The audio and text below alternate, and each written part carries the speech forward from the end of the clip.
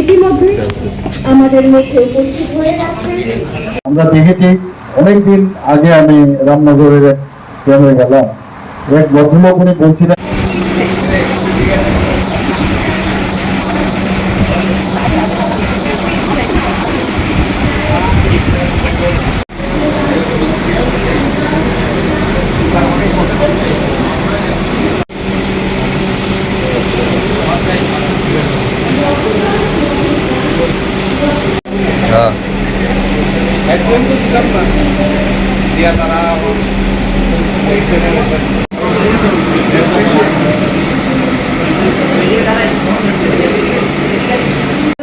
এবং আগরতলা পৌর নিগমের মাননীয় মেয়র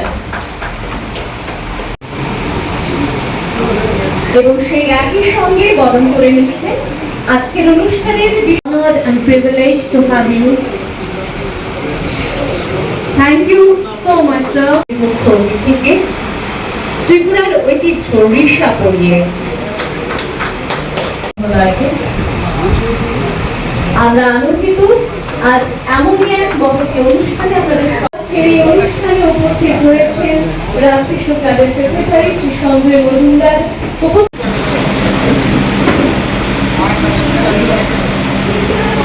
ভাষণ রাখার জন্য অনুরোধ করছি রামকৃষ্ণ ক্লাবের chief advisory committee member Shri Nantu Bhatia উদ্বোধন করবেন অনুষ্ঠানের। এ রাজ্যের মাননীয় মুখ্যমন্ত্রী তথা আজকের অনুষ্ঠানের মুখ্য অতিথি প্রফেসর ডক্টর মানিক সাহা মহোদয়, যিনি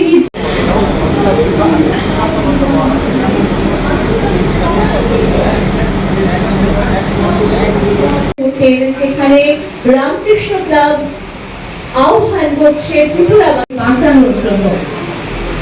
এবারে স্বাগত ভাষণ রাখার জন্য মহতি অনুষ্ঠানকে সবাই মিলে সাফল্যমণ্ডিত করে তুলি।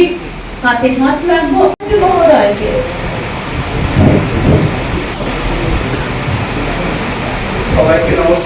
বলা হচ্ছিল যে এখানে একটা রক্তদান শিবিরের আয়োজন করা হবে, তো সময়ের কারণে আমি সময় দিতে পারছিলাম না, এক্সাক্ট টাইম দিতে পারছিলাম না। আজকে এখান থেকে আমার ত্রিপুরার বাইরে যেতে হবে, তবু আমি খুব আনন্দিত যে এখানে আসতে পেরে।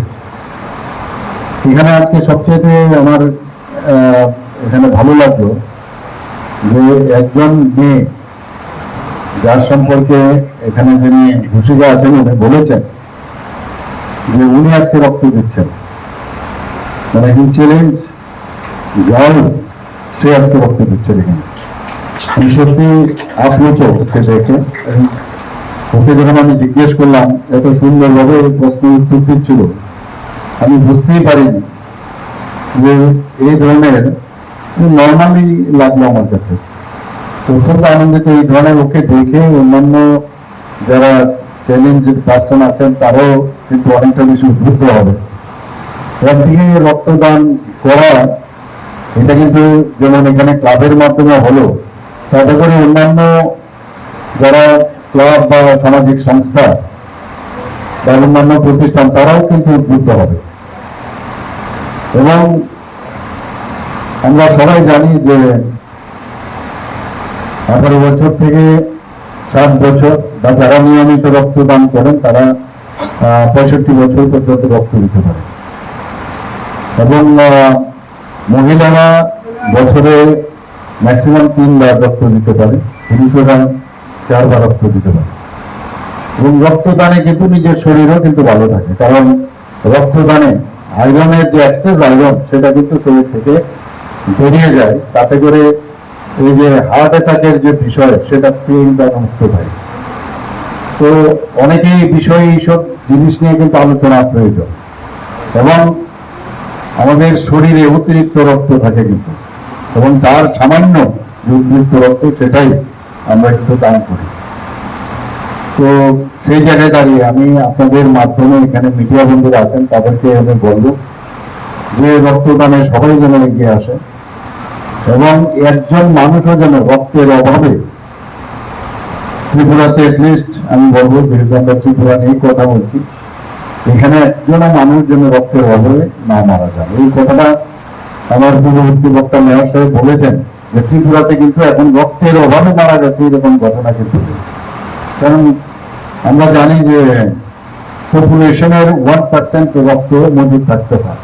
তো পপুলেশনের 1% যদি মজুদ হয়, যদি আজকে 40 লক্ষ লোক হয়, তাহলে সেই বছরে আমাদের কমসে কম 40,000 ইউনিট আমাদের রক্তে থাকা দরকার। এবং সেটা আমরা যা দেখেছি গত কয়েক বছরে 40,000 না, তার থেকে অনেক একটু বেশি আমাদের মানুষ এগিয়ে আসছে। এবং যেভাবে ত্রিপুরাতে মানুষ রক্ত দানে এগিয়ে আসছেন, সেটা কিন্তু আমি বলবো একটা রেনেসাঁ। ভারতবর্ষের আর কোথাও এইভাবে এটা মানে আমি বলবো যে একটা জন আন্দোলনের মতো এখানে। আমরা জানি, আমি নিজেও যখন অপারেশনে যেতাম তখন আগেই বুঝতে হয়, ডাক্তারদের সবচেয়ে বড় যে বিষয় সেটা দেখতে হয় যে এই অপারেশনে কিরকম রক্তক্ষরণ হতে পারে। তো আগে মিনিমাম 2 ইউনিট ব্লাড যদি হাতে না থাকে তাহলে কিন্তু অপারেশন করা বিপজ্জনক কন্ডিশনে দাঁড়ায়। তো সেই জায়গায় ব্লাড ব্যাংকে ব্লাড মজুদ থাকা প্রয়োজন। আমার একদিনে বেশি বেশি রক্ত আমি রেখে দিলাম 1000 বোতল ইউনিট যদি আমি রাখি, সেটা তার যেহেতু একটা নির্দিষ্ট সময়ে সেটা যে রক্ত কণিকাগুলো সেটা কিন্তু নষ্ট হয়ে যায়। তাহলে এই যে ব্যালেন্স রেখে রক্ত সঞ্চালন পর্ষদ যেটা আছে ত্রিপুরা, তারা কিন্তু সেটাকে দেখে যে কোন জায়গায় রক্ত কম আছে। তো সেই জায়গায় কিন্তু তারা নির্দেশ দেন যে ওখানে রক্ত একটু কম আছে, আপনারা সেখানে এই ধরনের স্বেচ্ছা রক্তদানের সুযোগ করেন। তো মেনটেন্স করতে হয় সেইভাবে। এবং আগে একটা সময় ছিল, আমরা তো একদম যখন ছোট তখন রক্ত দিতে হবে মানে যারা হাসপাতালগুলোতে কতগুলো লোকই ছিল যারা পয়সার বিনিময়ে রক্ত দিত। এবং তাতে করে কিন্তু তখন যেহেতু সায়েন্স এতটা ডেভেলপ বা আমরা সেইভাবে সুবিধা ছিল না, আমরা বুঝতে পারতাম না যে ওর রক্তটা দূষিত রক্ত না মানে তার সুবিধা হবে। এই ধরনের বিষয় এখন অনেক সুবিধা হয়ে গেছে। তাছাড়া এখন যেটা বলা হয়েছে যে সেপারেশনের যে ধরুন আলাদা আলাদা রক্ত কণিকা যে সেপারেট করা, প্লাজমাকে আলাদা করা, সেগুলোর বিষয় আগে ছিল না। তো সেপারেট ইউনিটও আমাদের ত্রিপুরা রাজ্যে এখন হয়ে গেছে। তো হোল ব্লাড দেওয়ার পরিবর্তে বিশেষ করে যারা শিশুরা আছেন তাদের কিন্তু যে হোল ব্লাড দেখা গেল খালি আরবিসি দরকার সেখানে, কিন্তু হোল ব্লাড দিতে হচ্ছে, সেপারেট করার সুবিধা ছিল না। তাতে করে তার উপর অনেক কিছু হার্টের মধ্যে লোড পড়ে যায় এবং সেখানে তার জীবনের একটা সমস্যা দাঁড়ায়। তো এইগুলো আগে হতো, কিন্তু এখন অনেক সুবিধা হয়ে গেছে, সায়েন্স ডেভেলপ করছে। আমাদের এখানে অলরেডি 14টা ব্লাড যে আমাদের যে ব্লাড রাখার যে সুবিধা 14টা জায়গায় আছে। তো ব্লাড ব্যাংকে আমাদের 12টা আছে গভর্নমেন্ট লেভেলে, 2টো আছে প্রাইভেট লেভেলে। বিভিন্ন সাব ডিভিশনাল লেভেলে এবং ডিস্ট্রিক্ট লেভেলেও কিন্তু আমরা ব্লাড ব্যাংক করেছি। সাব ডিভিশন লেভেলেও অনেক জায়গায় শুরু হয়েছে, আরো কয়েকটা জায়গায় ইভেন ব্লাড সেপারেট করারও অনেক বিভিন্ন জায়গায় আমরা অলরেডি উদ্যোগ নিয়েছি, সেখানেও যাতে ব্লাড সেপারেশনের সুযোগ থাকে। তো আজকে রামকৃষ্ণ ক্লাবের উদ্যোগে ওনাদের নতুন কমিটি হয়েছে এবং সেই কমিটির উদ্যোগে যেভাবে ওনারা আজকে প্রথম কাজটা করলেন এবং রক্তের মাধ্যমে, আমি সবসময় যেটা সব জায়গায় বলি, রক্তের কোনো ধর্ম হয় না। এটা কি মুসলমানের রক্ত নাকি হিন্দুর রক্ত না খ্রিস্টানের রক্ত, রক্ত দিয়ে কিন্তু আমরা এটা বুঝি যে আমরা সবাই আমার পূর্ববর্তী বক্তারা বিস্তারিত এখানে আলোচনা রেখেছেন। শিবিরের উদ্বোধন হলো আমাদের আজকে সত্যি অত্যন্ত আমি ভাববো যে একটা গুরুত্বপূর্ণ দিন, এই কারণে যে রামকৃষ্ণ ক্লাবের উদ্যোগে এখানে আজকে যে বর্তমান শিবিরের আয়োজন রেখেছেন, সেই আয়োজনে আমাদের মাঝে উপস্থিত আছেন আমাদের আগরতলা মিউনিসিপ্যাল কর্পোরেশনের মাননীয় মেয়র এবং বিধায়ক সবার পরিচিত মুখ এবং সবাই ওনাকে ভালোবাসেন এবং এই এলাকারই ওনার বাড়ি। আমাদের সবার প্রিয় দীপক মজুমদার মহোদয় এখানে উপস্থিত আছেন। এই রামকৃষ্ণ ক্লাবের যে নতুন কমিটি হয়েছে, যিনি একটু আগে ওনার মূল্যবান বক্তব্য আমাদের সামনে রেখেছেন, মাননীয় প্রেসিডেন্ট শ্রী নির্মল বর্ধন রায় মহোদয় উপস্থিত।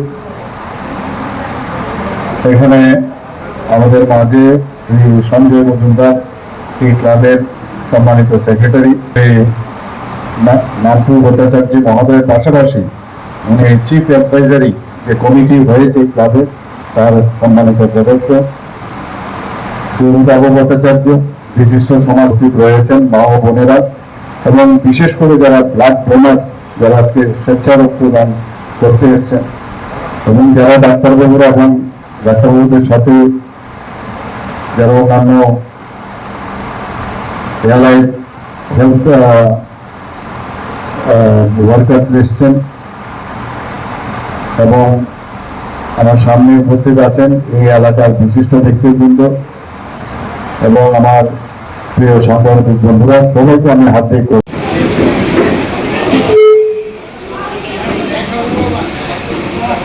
আমরা দেখেছি অনেকদিন আগে আমি রামনগরের কেন্দ্রে গেলাম, এক ভদ্রলোক উনি বলছিলেন যে আমি 100 বারের উপর আমি রক্তদান করেছি। সেটা বোঝা যায় যে এইগুলো কিন্তু কতগুলো মাইলস্টোন, তার উপর ভিত্তি করে মানুষও কিন্তু উদ্বুদ্ধ হয়। আগে রক্তদানে কিন্তু এখনো অনেকেও আমরা দেখি যে অনীহা, যে রক্ত দিলে ওদের শরীর খারাপ হয়ে যায়, এরকম না। রক্ত দিলে বরং নিজের শরীর ভালো হয়। আবার রক্ত দিতে আসলে নিজের শরীরে কিছু কিছু রোগ আছে, তারা কিন্তু মানে সেই রোগে যদি আক্রান্ত থাকে তাহলে কিন্তু রক্ত দেওয়া যায়। কাজে নিজের কি কি রোগে ভুগছে সেটা কিন্তু সেখানেও কিন্তু তার পরীক্ষা নিরীক্ষাটা হয়ে যায়। অত্যন্ত রক্তদান সবসময় ভালো। এই যে বিষয়টা আজকে রামকৃষ্ণ ক্লাব গুরুত্ব দিয়ে, সেটা হলো অন্যান্য যে ক্লাবগুলো তারাও উদ্বুদ্ধ হবে। এবং আমি আজকে এখানে রামকৃষ্ণ ক্লাবের যারা সদস্যরা আছেন, প্রেসিডেন্ট, অ্যাডভাইজারি কমিটির সদস্য, সেক্রেটারি এবং এই এলাকার যারা মা বোনেরা আছেন, সবাইকে আমি হার্দিক অভিনন্দন, শুভেচ্ছা জানাবো যে আপনারা এই ধরনের কাজে আপনারা সবাই যুক্ত হয়েছেন। আগামী দিন আপনাদের থেকে অনেক কিছু শিখবে। আজকে ক্লাবের আগে তো ক্লাব মানে ছিল একটা অস্থিরতা তৈরি করার একটা কারখানা, এবং 70 দশকে আমরা দেখতাম। মানে ক্লাব মানে এখানে যা যা হওয়ার আপনারা সবাই জানেন, এইসব আর ইতিহাস আমি না বললেই নয়। তো এখন কিন্তু সামাজিক কাজে সবাই এখন ব্রত হচ্ছেন, এবং তাদের এই উদ্যোগ একটা সুন্দর সমাজ তৈরি করার ক্ষেত্রে ওনারা যেসব কাজ করছেন এটা সত্যি প্রশংসনীয়। এবং ক্লাবে ক্লাবে একটা কম্পিটিশন হচ্ছে। আগে তো ক্লাব মানে পুরুষ এবং ইয়াং কিছু ছেলে তারাই থাকতো, এখন দেখেছি আমি অনেক ক্লাবে শুধু মেয়েরাও কিন্তু প্রচুর পরিমাণে মেয়েরা আছে। 50% পপুলেশন মেয়েরা যদি থাকে, এম্পাওয়ারমেন্ট উইমেনের কথা বলছি, তাহলে সেখানে ক্লাবের ভিতরে আসা, ক্লাবের সাথে যুক্ত হওয়া, এটার মধ্যে কোনো ভয়ের বিষয় না। এই জিনিসটা কিন্তু এখন আস্তে আস্তে আসছে। নিজেদের ক্ষমতা প্রতিষ্ঠিত হওয়া প্রয়োজন। 33% এম্পাওয়ারমেন্টের জন্য মাননীয় প্রধানমন্ত্রী যে এত পরিশ্রম করছেন রাজনৈতিকভাবে, যে তাদের পাওয়ার এম্পাওয়ারমেন্টের জন্য, তো ক্লাবের থেকে শুরু হোক না। মিনিমাম 33% মহিলারা সমস্ত ক্লাব কমিটি যে হয় সেখানে এখানে তো আইনের প্রয়োজন নেই, সেটা আপনারা করে নিন। তাহলে তো এটা আমরা বলতে পারবো প্রতিটা ক্লাবে সারা ত্রিপুরাতে 33% করে। আমরা ইভেন আগরতলা মিউনিসিপাল কর্পোরেশনও 50%-এর উপরে মহিলা। তাছাড়াও আমরা যে ত্রিস্তরীয় পঞ্চায়েতে 50%-এর উপরে মহিলা। তো সব জায়গায় 4টে জায়গার মধ্যে শুধু মহিলা দ্বারা নিয়ন্ত্রিত আমরা পঞ্চায়েত করেছি। ইভেন মহিলা যেখানে অফিসার তাদেরকে আমরা সেখানে মহিলাদের আসা খুব প্রয়োজন। কারণ এতদিন ধরে অবহেলা করে রাখা হয়েছে। আগামী দিন তাদেরকে সামনের দিকে, এবং আমি দেখেছি পুরুষ থেকেও অনেক বেশি মহিলাদেরকে যদি যুক্ত করা যায়, তারা কিন্তু অনেক বেশি কাজ